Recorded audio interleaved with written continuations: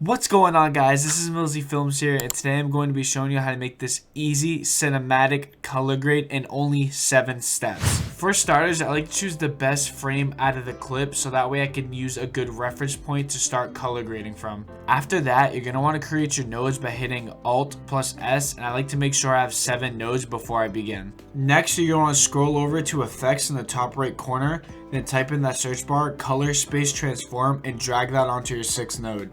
Now it's time for the color space. I shot with a Sony Alpha 7 III, so my settings may be different from yours. I am going to be converting the footage from Sony S-Log2 to Rec.709.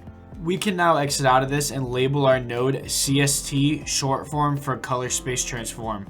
Moving on to the 7th node, we are going to start our white balance, so let's get this labeled first. Next, let's go to the bottom right corner and click on the drop down menu under scopes and switch this to vector scope. This graph right here will help us white balance our footage. So naturally, you want to get the vector scope blob to be directly in the middle so that way you have a good white balance, and this would be a good reference point to start color grading from. To do this, you go down to your primary log wheel and only touch the offset wheel to get that blob directly in the middle, and once it is, then your footage has been white balanced. And there you go, you just learned how to color correct. Now it's the next step, so now we're going to color grade this color corrected footage. Going over to the first node, we are going to name this primary, as in primary adjustments. Now let's go back down to our primaries. We have lift, which is for your shadows, gamma, which is for your midtones, and gain, which is for your highlights. So using lift, gamma, and gain, you want to try to find that middle ground point where your subject isn't too dark but also not too bright. So in this situation, I'm going to bring the lift and gamma down a bit, and I'm going to raise my gain. So if you haven't noticed, with the lift, gamma, and gain, there's also red, blue, and green adjustments. You can adjust these to get a specific look and actually do some artistic stuff with this. So for the sake of this grade, I'm really just trying to bring out the colors that are already there. And there you have it. The primaries are now done. Realistically, if you're trying to do a quick color grade, you can be done here if you want. But let's dive deeper. On the second node, let's name this Saturation 1, and let's scroll down to the RGB mixer.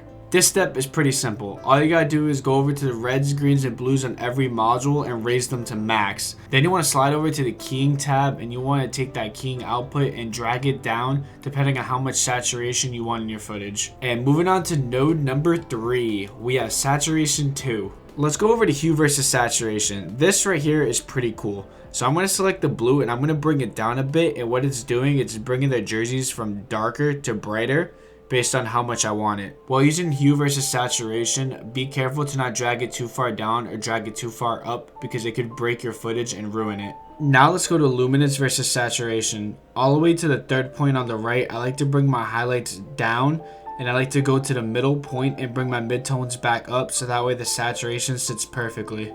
To mess with the saturation a little bit more, I like to go over to Color Warper, and here I drag down the blue just a tiny bit to give me a different look. And moving on, we have the final adjustments, or what I like to call the minimal tweaks. So you go over to the log wheel and look at that. We have shadows, midtones, and highlights.